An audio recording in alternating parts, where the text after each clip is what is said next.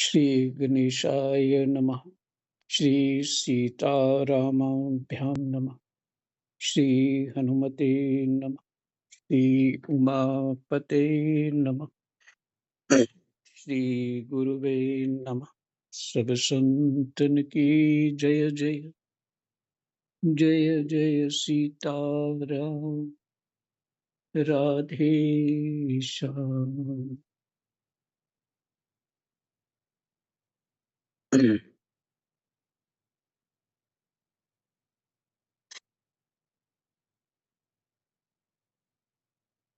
भगवत स्मृति जो है, भगवान की स्मृति जो है, वो ही ध्यान है।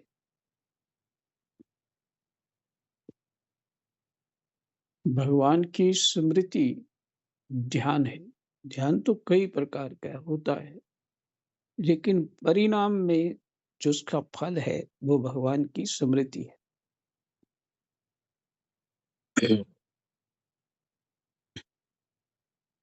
तो ध्यान तो कई प्रकार से किया जाता है।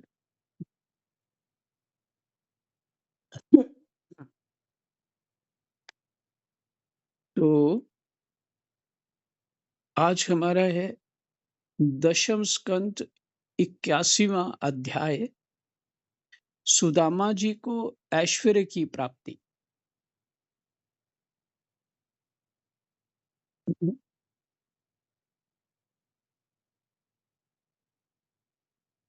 सुदामा जी का जो 80वें अध्याय में जो उनका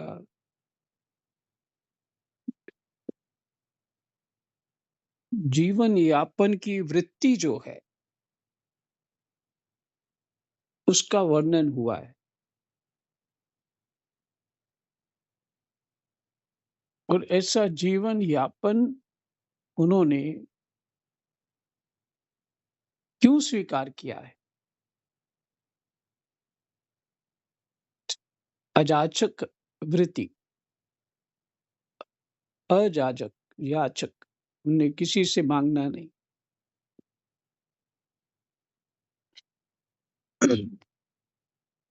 ये द्वापर की बात है, अंतिम काल द्वापर का। तो जो भगवान कृष्ण अवतार हुआ, इस भगवान के अवतार हमेशा संध्या काल में होते हैं, जब एक युग से दूसरे युग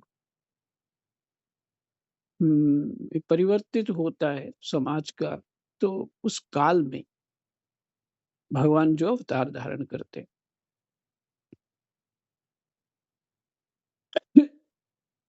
लेकिन हर युग के परिवर्तन में नहीं करते हैं। वो 1000 बार चतुर्युगी बीतती है, फिर किसी एक में भगवान जी का नहीं, 72 चौकड़ी के बाद 72 चौकड़ी हो गया। 72 बार सतयुग, कलयुग, द्वापर, त्रेता जो भी है, ये होंगे 72 बार, फिर भगवान का अवतार होता। और 1000 चौकड़ी ब्रह्मा जी की आयु है।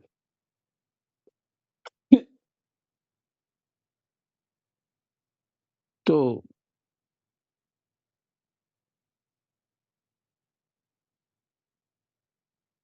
हाँ, बात ये थी कि उन्होंने ऐसा स्वीकार क्यों किया? कुछ भी कर लेते।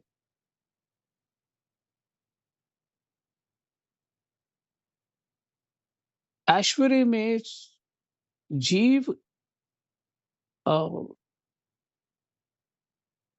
मोहित हो जाता है। ऐश्वर्य का प्रभाव ही ऐसा है। तो कोई ऐसी दिव्य वृत्ति चुननी पड़ती है जिससे परमात्मा की स्मृति हो। दूसरे शब्दों में ये कहें कि कोई ना कोई कारण बन जाए भगवान की स्मृति का, कोई ना कोई कारण। और वो सुदामा गए, ब्राह्मण गए, उनके बच्चे भी हैं, तो गिनती में मुझे पता नहीं है, तो अब शायद इधर लिखा हुआ आ जाएगा। पत्नी भी है, पर उनकी धोती फटी हुई है और मैली भी है। और चिड़वा जो माँग के लाते हैं, वो तो 2-4 घर से माँग के लाते हैं पड़ोसी, उस चिड़वा। और कितने विद्वान हैं सुदामा जी। हुँ।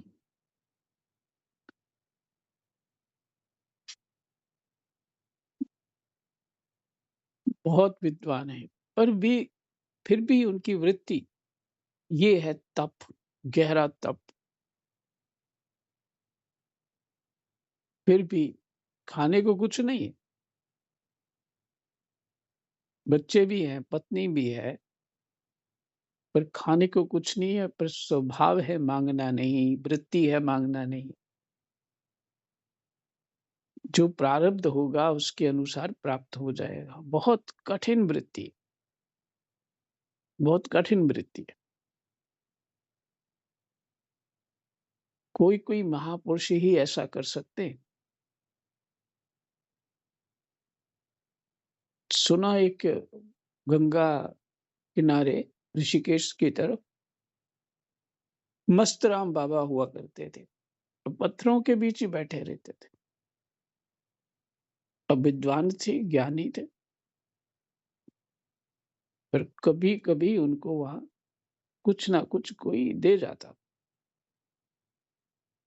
उनकी एक शिष्या कोई जर्मनी की थी। लोग सत्संग सुनने जाते थे उनसे पास। कोई उस जर्मनी की शिष्या थी, उनको नानी माँ करके बोलते हैं। अभी पता नहीं उनका शरीर है कि नहीं। 75 साल की थी जो आज से 5 साल पहले की बात सुना रहा हूँ। शायद 5-10 साल की पहले। तो वो उनके पास उनकी वो वो जो नानी माँ है, उन्होंने सुनाया था ये बात। तो अजाचक वृत्ति से रहते, कठिन काम है। तो तात्पर्य ये है, परमात्मा की परमात्मा की प्राप्ति की ये तीव्र तीव्र आशा है, तीव्र आग है एक प्रकार से, तीव्र चाह है। और संन्यास धर्म भी ऐसा ही होता है। पर युग के बाद तो फिर परिवर्तन तो होता ही है। मानसिकता भी वैसी नहीं होती है। जो साधक होंगे वो समाज ही पैदा करेगा। तो घरों का जैसी व्यवस्था, आचरण, जैसे स्वभाव वैसे ही साधु बनेंगे, वही लोग बने। साधु तो कोई और है नहीं। आप सब ही हैं उसमें।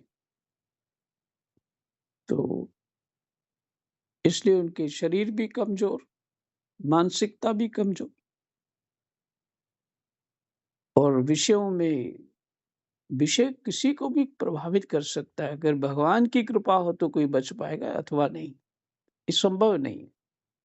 पर इसलिए जैसे-तैसे भजन करो और अपने स्वभाव का सुधार हो जाए। ये कठिन वृत्ति से और फिर क्यों नहीं रहेंगे?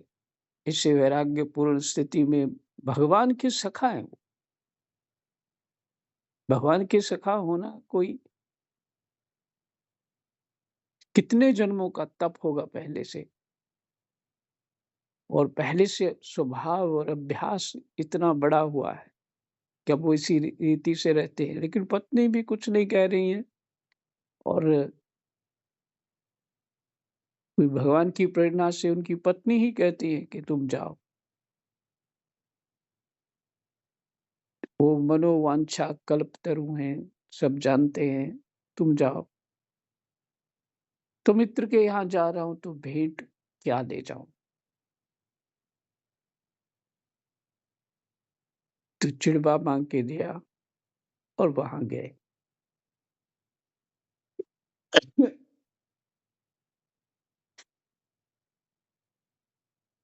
ये प्रसंग आपने सुना। ये ये किसी का अनम्यूट हो गया, म्यूट कर लीजिए।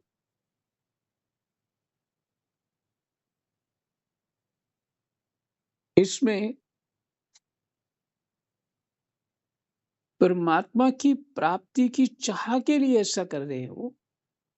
जीवन की कोई दरिद्र हो, धन ना हो, तो उसको तो कोई भी मान नहीं देता। और उल्टा उसको कुछ ना कुछ विपरीत शब्द ही सुनने को मिलेंगे। तो ये ऐसी स्थिति है, मन लागा मेरो यार फ़कीरी में, भला बुरा सबका सुन लीजिए, कर गुजरान गरीबी में। फ़कीरी तो ऐसी ही होती है, अगर आटा है तो नमक नहीं, नमक है तो मिर्च नहीं, और सब पूरा करके बैठोगे तो विषयों में रस आ जाएगा। तो फिर रस परमात्मा में ही नहीं होगा, और जीवन की कमी ही परमात्मा की ओर ले जाती। हमारे दुख, हमारी कमियां, वही परमात्मा को याद कराती हैं कि तेरे पास कोई चारा नहीं, भगवान को याद करो। तो ये सहयोगी हैं, यही साधन है।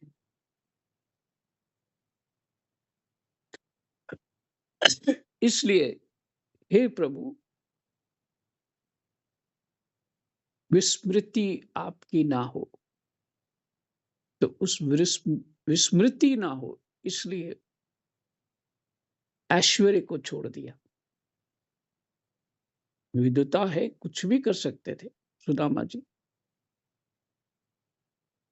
और बहुत पहले कृष्ण से मिल सकते थे, या किसी को भी बोल देते, विद्वान तो इतने थे ही। लेकिन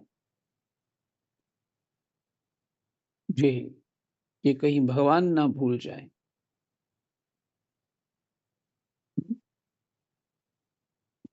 जीव क्या क्या समस्या है जीव के साथ, कि ऐश्वर्य आ जाए तो उसका सूक्ष्म अहंकार बढ़ने लग जाता है कि मैं अच्छा हूं, मैं बात अच्छा करता हूं, मेरा एक स्तर है। ये सब सूक्ष्म अहंकार है। वो उसी को पालिश करने में लगा रहता है,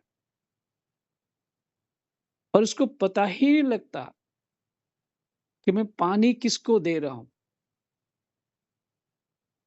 आम को दे रहा हूं कि बबूल को दे रहा हूं। इसलिए बिना समझे साधन संभव नहीं है। ये भगवत कृपा से हम सब इस पाठ को, भागवत जी के सत्संग को सुन रहे हैं। ये तो महाराज सुखदेव जी और परीक्षित की जो वार्ता है, ये उनका सत्संग है। और बहुत सारे मुनियों के भी प्रश्न हैं, उत्तर हैं। तो चलो आनंद लें, काफी लंबी चर्चा हो गई। दशम स्कंद 81वां अध्याय, सुदामा जी को ऐश्वर्य की प्राप्ति।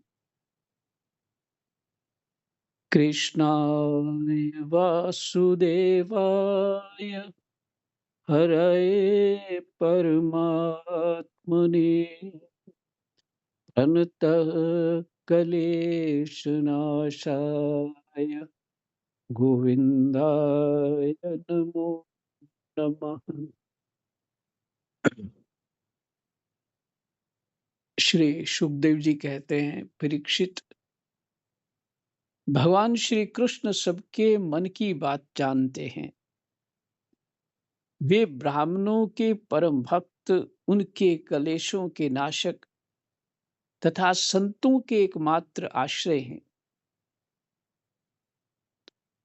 वे पूर्वोक्त प्रकार से उन ब्राह्मण देवता के साथ बहुत देर तक बातचीत करते रहे। फिर से सुनने योग्य है ये।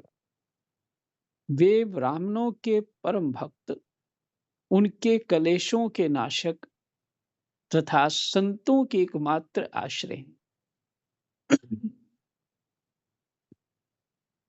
भगवान ब्राह्मणों के भक्त हैं, ये भी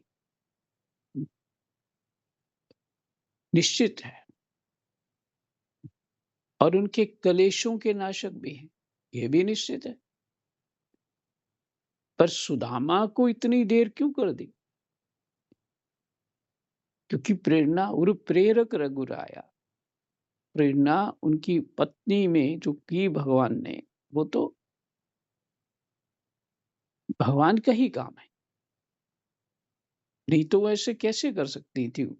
नई स्मृति होती कि उनसे कृष्ण से मांगो, और फिर छोटी मांगा नहीं कि मिलो, वो सहज ही कुछ कर देंगे, तुम्हारे मित्र है।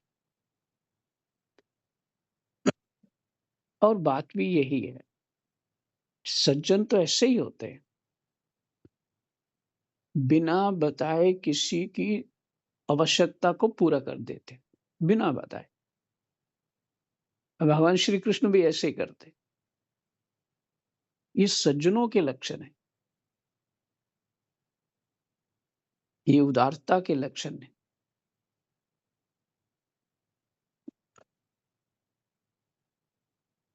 तो बोल बोल के किसी को बोले तो भिखारी हो जाएगा ना व्यक्ति, तो ये भी ठीक नहीं। इसलिए वो जो अपनी एक अहंकार ना कहिए इसको, सज्जनों के जो अपने हैं उनके बीच तो बोलना ही नहीं चाहिए।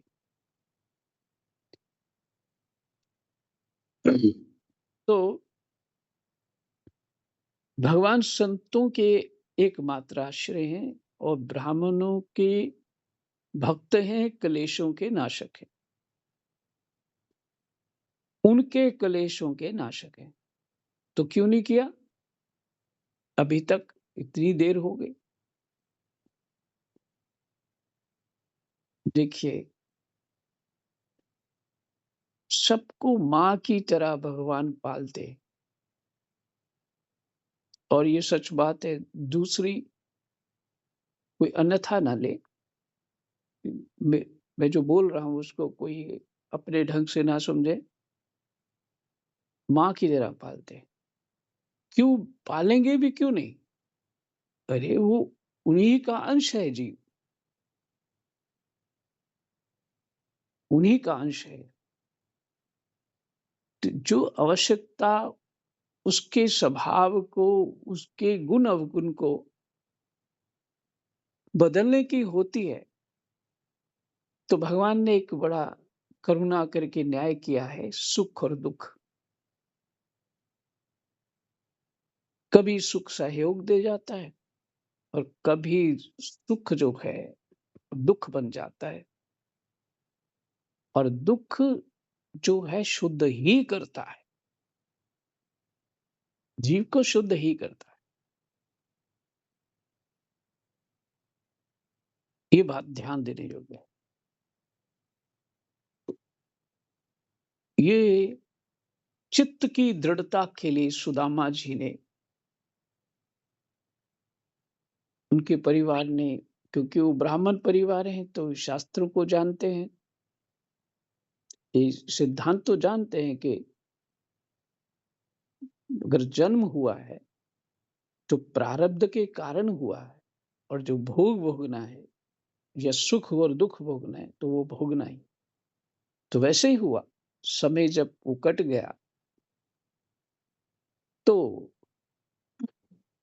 भगवान जो है प्रेरणा कर देते हैं और सुदामा जी भी उन्हीं की प्रेरणा से चल पड़ते हैं, शायद वो ना जाते।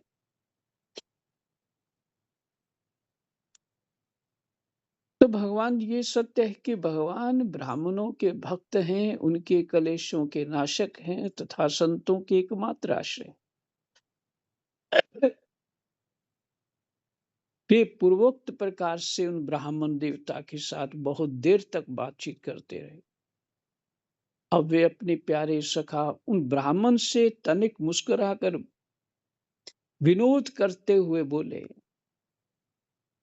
उस समय भगवान श्री कृष्ण उन ब्राह्मण देवता की ओर प्रेम भरी दृष्टि से देख रहे थे। भगवान श्री कृष्ण ने कहा, ब्राह्मण, आप अपने घर से मेरे लिए क्या उपहार लाए? कि भगवान तो जानते ही,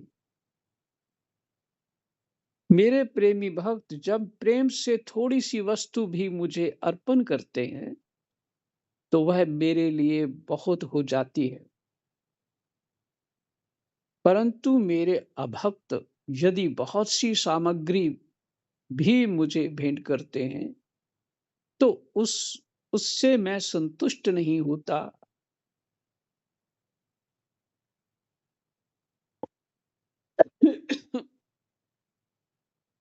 तो उससे मैं संतुष्ट नहीं होता। फिर से सुनिए, परंतु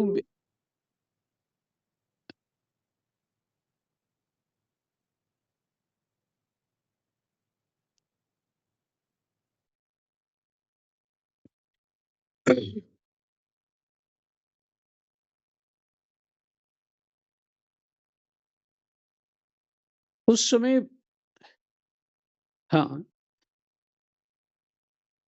परंतु मेरे अभक्त यदि बहुत सी सामग्री भी मुझे भेंट करते हैं, तो उससे मैं संतुष्ट नहीं होता। देखिए, स्पष्ट है, भगवान को भाव चाहिए, वस्तु तो चाहिए नहीं।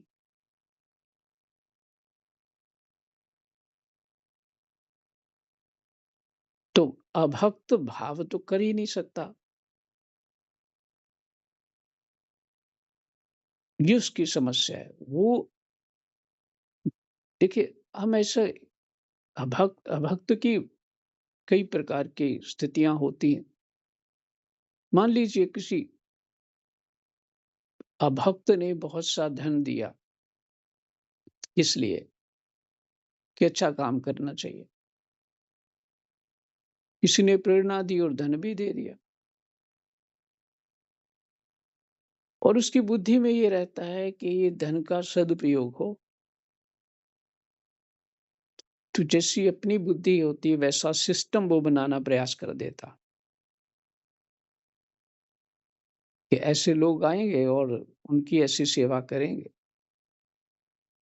और साथ में कोई अच्छा काम करूंगा तो लोग मेरा जश भी करेंगे। ये अच्छा आदमी है। घूम फिर के यश के ऊपर चले गए, भावना यश की हो गई। और फिर जब किसी ज्ञानवान और मर्मज्ञ के आश्रय से कोई कर्म नहीं होता, परमात्मा को अर्पित नहीं हो सकता।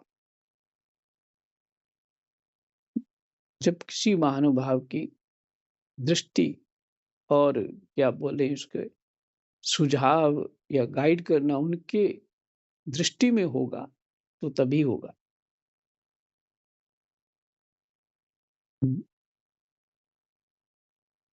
और क्या होता है कि फिर वही अभक्त जीव क्या है, सिस्टम को चलाता है। मैं इसको बात को मैं लंबा नहीं करना चाहता। बस इतना समझ लीजिए कि वो पैसा दे सकते हैं, पर भावना नहीं दे सकते।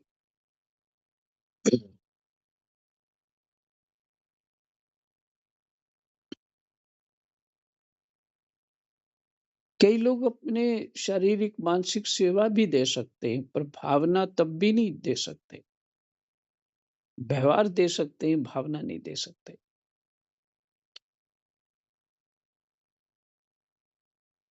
जो पुरुष प्रेम भक्ति से फल फूल अथवा पत्ता पानी में से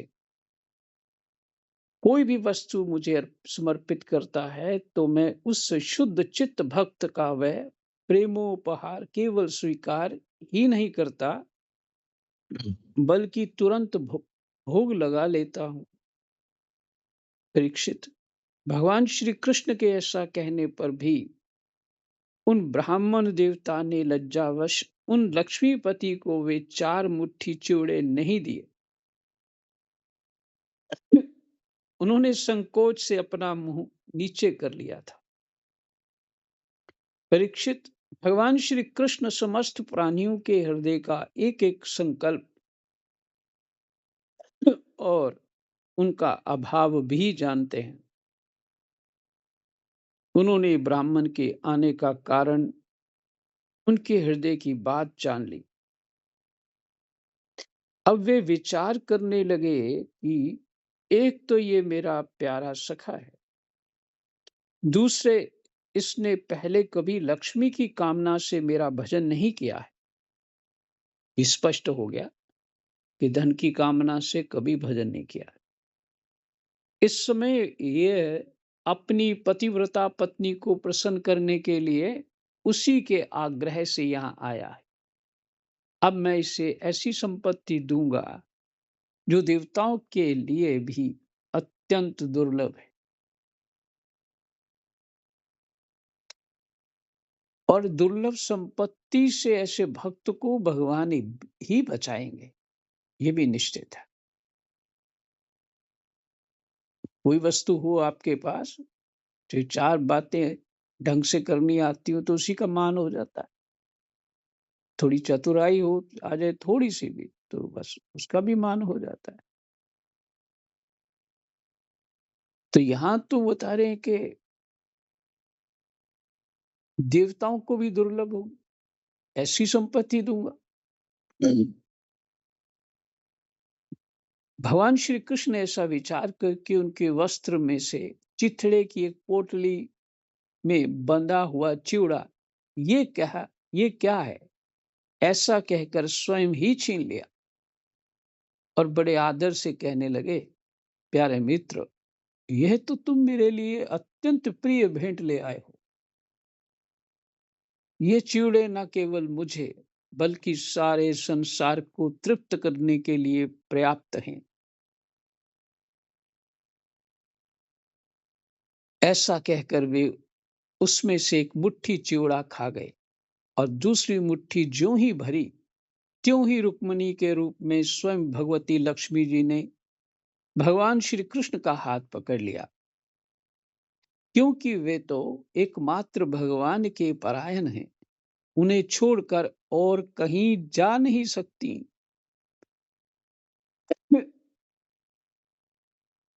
रुक्मिणी जी ने कहा, विश्वात्मन, बस बस, मनुष्य को इस लोक में तथा मरने के बाद परलोक में भी समस्त संपत्तियों की समृद्धि प्राप्त करने के लिए यह एक मुट्ठी चिवड़ा ही बहुत है, क्योंकि आपके लिए इतना ही प्रसन्नता का हेतु बन जाता है।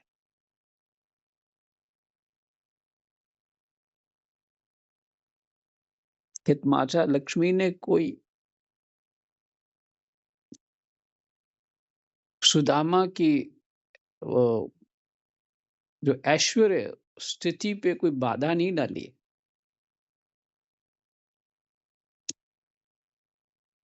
द्रौपदी के जब भगवान आए द्रौपदी के पास और बोला मुझे भूख लगी है और द्रौपदी ने बुलाया ही इसलिए था कि इतने सारे महात्मा लोग आ गए हैं, तो हम क्या करें? और मैंने पतीली भी साफ करके रख दी है, जो सूर्यदेव ने दी थी। तो भगवान बोले, "कुछ दे दो थोड़ा-सा, मेरी भूख मिट जाएगी।" बोले, "है ही नहीं वो पतीली में, मैंने साफ करके रख दी।" फिर भी भगवान कहते, "देखो सही पतीली में कुछ थोड़ा-सा निकला।" तो वहाँ कहीं किनारे पे पत्ता चिपका हुआ था। भगवान ने कहा, "यही बहुत है।" जैसे मुख में रखा और सारा विश्व परिपूर्ण हो गया, पेट सबका भर गया। उसमें ये दुर्वासा जी के चेले भी थे और दुर्वासा भी जी थे। उनका एकदम पेट ऐसे भर गया कि बहुत कुछ खा लिया है और बड़े स्वादिष्ट भोजन कर लिए। और अब युधिष्ठिर के लिए हमने बोला था कि खाएँगे, वहाँ जाएँगे नहीं तो फिर गड़बड़ हो। तो इसलिए वो आगे की कथा आप जानते हैं।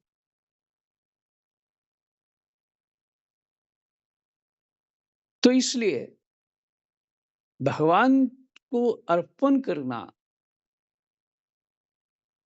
कितना महत्वपूर्ण है। हाँ, बिना भावना के कुछ भी नहीं, कुछ भी अर्पण कर दो।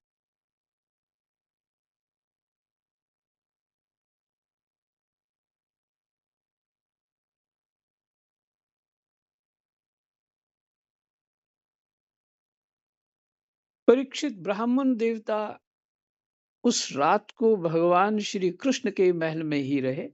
उन्होंने बड़े आराम से वहाँ खाया-पिया और ऐसा अनुभव किया कि मानो मैं वैकुंठ में ही पहुँच गया हूँ।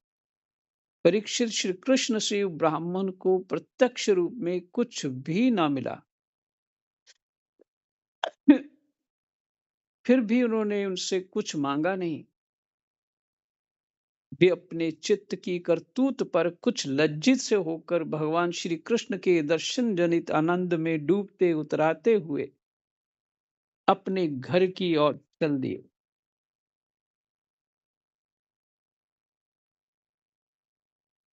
वे मन ही मन सोचने लगे, अहो कितने आनंद और आश्चर्य की बात है, ब्राह्मणों को अपना इष्ट देव मानने वाले भगवान श्री कृष्ण की ब्राह्मण भक्ति आज मैंने अपनी आंखों देख ली। धन्य है जिनके वक्षस्थल पर स्वयं लक्ष्मी जी सदा विराजमान रहती हैं। उन्होंने मुझ अत्यंत दरिद्र को अपने हृदय से लगा लिया। कहाँ तो मैं अत्यंत पापी और दरिद्र, और कहाँ लक्ष्मी के एकमात्र आश्रय भगवान श्री कृष्ण, परंतु उन्होंने ये ब्राह्मण है ऐसा समझकर मुझे अपनी भुजाओं में भरकर हृदय से लगा लिया।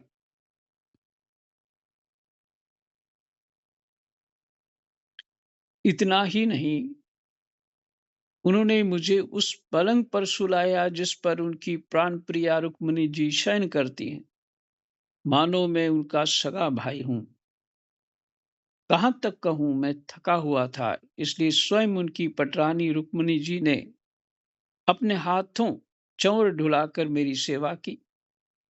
ओहो! देवताओं के आराध्य देव होकर भी ब्राह्मणों को अपना इष्ट देव मानने वाले प्रभु ने पाँव दबाकर अपने हाथों खिला-पिलाकर मेरी अत्यंत सेवा शुश्रूषा की और देवता के समान मेरी पूजा की। स्वर्ग, मोक्ष, पृथ्वी और रसातल की संपत्ति तथा समस्त योग सिद्धियों की प्राप्ति का मूल उनके चरणों की पूजा ही है। फिर भी परम दयालु श्री कृष्ण ने यह सोचकर मुझे थोड़ा-सा भी धन नहीं दिया कि कहीं यह दरिद्र धन पाकर बिल्कुल मतवाला ना हो जाए और मुझे ना भूल बैठे। ये देखो कितने ये विचार कि भगवान की विस्मृति ना हो जाए। यही विश्राम करते हैं। जय जय सीताराम, राधे श्याम। कृष्णाय वासुदेवाय, हरये परमात्मने, प्रणतः क्लेशनाशाय गोविन्दाय नमो नमः। जय जय।